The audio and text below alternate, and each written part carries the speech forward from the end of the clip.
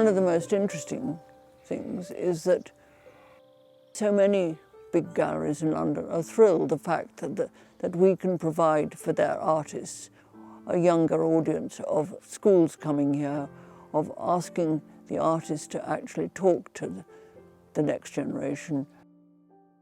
We also have a large number of children now. We encourage them to bring their own families back, to be our ambassadors, to be the mouthpiece of the next generation. Our collaboration with younger galleries is that when we offer them shows here, one of the great things as far as they're concerned is that we do provide this platform for their artists to talk to a lot of schools and colleges. There was nowhere, if you were a student or finished being a student, where you could show your work and sell it. So we started this gallery called the New Art Centre, and we had groups of people who came from all the corners of Britain, and we had mixed shows. In those days, Sloane Street was one of those streets which was a domestic street. There were butchers and grocers and coffee makers and all sorts of things, and it was a sort of empty street on Sunday morning, so we quite often had our private views on Sunday. Sloane Street, suddenly, the property world took off in Sloane Street. Our lease came to an end, and it would have been not sensible to stay on anyway. Arthur, my husband, wanted to farm, and we bought this house, Roche Court, which is near Andover and Salisbury. It's a beautiful piece of geography because it slopes due south towards the coast, which is 20 miles away. The unique selling point of Roche is really English country house with a very good sculpture park. And if you look at the way that other country houses have developed their sculpture parks, the model really comes from here, from Roche. Arthur said, I'm going to have limousine cattle and you can have the rest to put your sculpture in, because if you moved from London, we could put sculpture and perhaps we could even build a little gallery. It was essential to have things indoors as well as outdoors. And I wanted it to be a place that could encourage a wider audience than Sloane Street.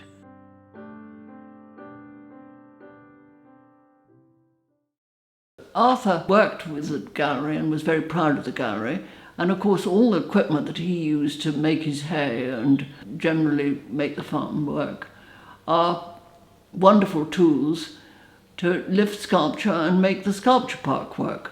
So it was very easy for us out in the country and training people with skills to lift the most elaborate and beautiful works. Back a bit. I think like that. I've always been passionate about making sure that people understood what we were doing and why we were doing it. The idea behind articulation was that students should be given the opportunity not only to see works of art by visiting, but also to talk about them, to articulate their responses and be given a encouragement to do so, and an environment in which it could be listened to. They have to stand up in front of an audience and talk about a subject, saying why they like something or what interests them, trying to interest the group around them. Articulation went from being something that was local, involving several of the schools in the vicinity, to something which became national, having been recognised as being something very particular and of importance. And in particular, I think in relationship to the decline in art history provision and take-up and teaching, something of real importance to the future. It's got too big for here, so we got in touch with the National Gallery, who'd always backed us, and they've taken it over, and it's now articulation at the National Gallery. It's an extraordinary achievement and a real monument to Madeleine's passion for spreading the word and for encouraging people both to look at and talk about what it is they see. Apart from the success of Roche Court as a Sculpture Park, but the sense of articulation is really something that Madeleine could be very proud of. Well, one of the reasons for building the gallery and one of the reasons for having Roche is that I'm an enormous admirer of Barbara Hepworth and was lucky enough to be asked by the family at one stage to represent them. And so we've always had her work. This is called pavan, so it's about movement, dance, a wave coming in. How she managed, as a carver really, basically, to use these wonderful materials which reflect something so profound. Each cast has a different interior to it, so it's all slightly different.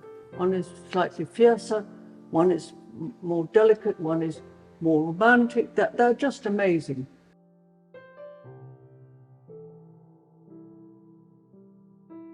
So for the first 2 years here, we had nothing but Hepworth's Family of Man, these wonderful groups of large works.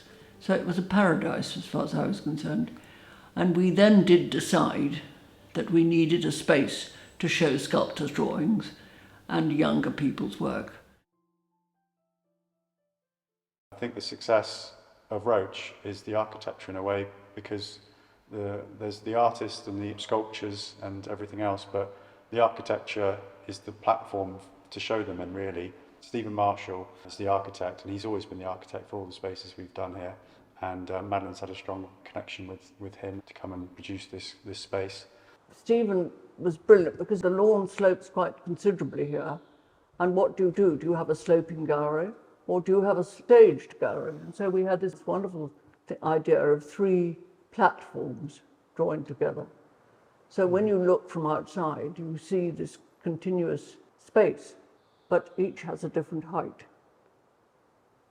When we first met on the lawn out there, I drew that terrible little drawing on a piece of newspaper that took a roof and it pulled it away from the back wall. And because this faces south down here, it's like a baseball cap. So this thing goes up and the peak of the cap here blocks the sun down from most of this. But then by pulling it away, it lets you get a skylight at the back, which washes the wall all the way up with natural light.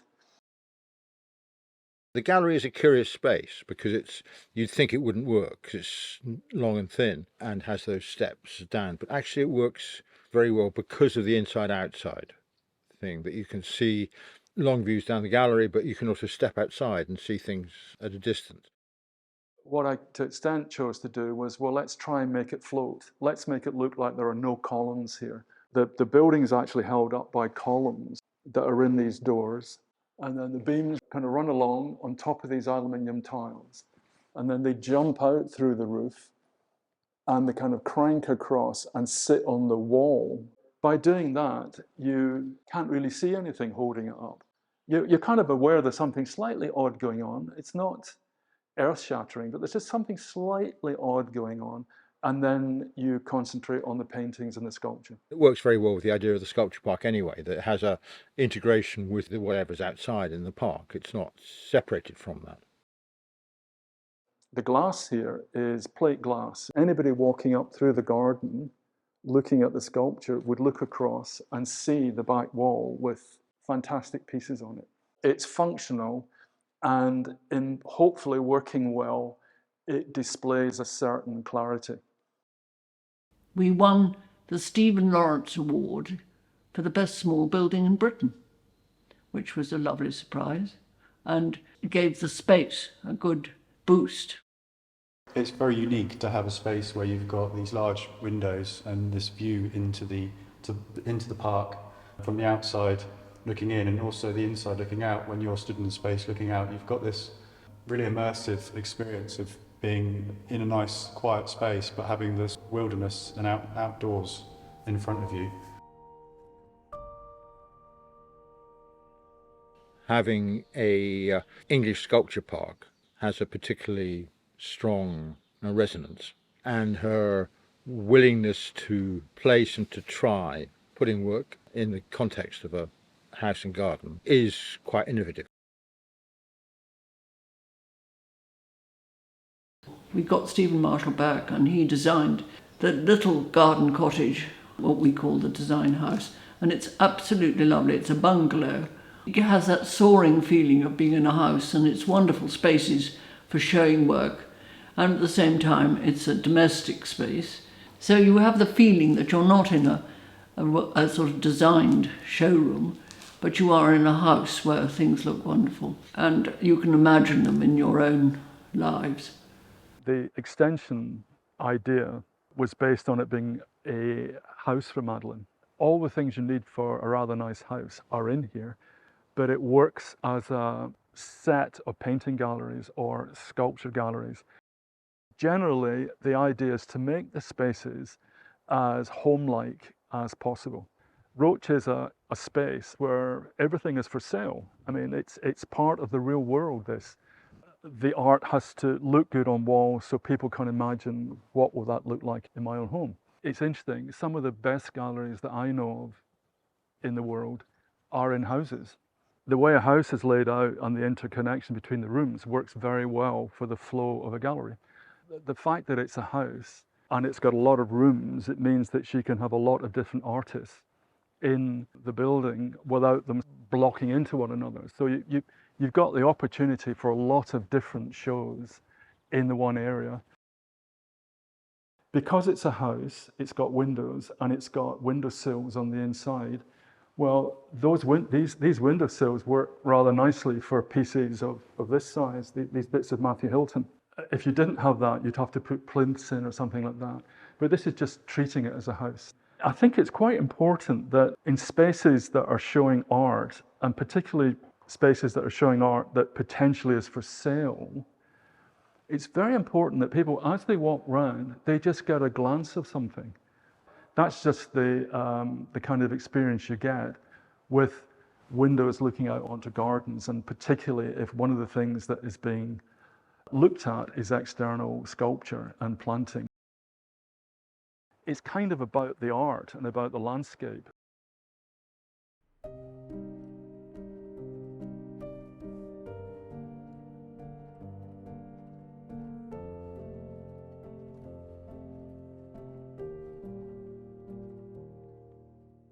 It's quite a visionary building, I think, the Artist's House. It is a house. When we look upstairs, it has a working kitchen, it has a reception room, shower room and bathroom round the corner here. To get the space for the gallery, because it's 2 stories, we turned the house upside down. So we put the living spaces upstairs and the bedrooms downstairs.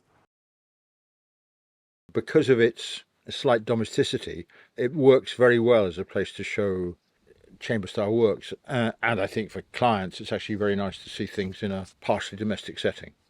The slate for this building came from the same quarry as the original house. So again, we didn't want it to look in any way any different. If the roof had been a different tile, even if it had been a grey tile, if it had been the wrong shade, it would have looked pretty terrible. And the quarry had closed. So we couldn't get the tile. However, the cathedral in Salisbury was being re-roofed, and they had a series of tiles that had come off the cathedral. And we were able to get hold of those quite legitimately. And so they were used on the roof. The Bishop of Salisbury came along and blessed the building and blessed the builders. And I think he blessed Madeleine, I'm sure. Anyway, he kind of blessed everything because we now had part of the cathedral as part of the project, and it was to acknowledge that. And then the pitched roof just goes up and it gets the sun obviously all day round. Madeleine calls it her James Turrell, which it could almost be.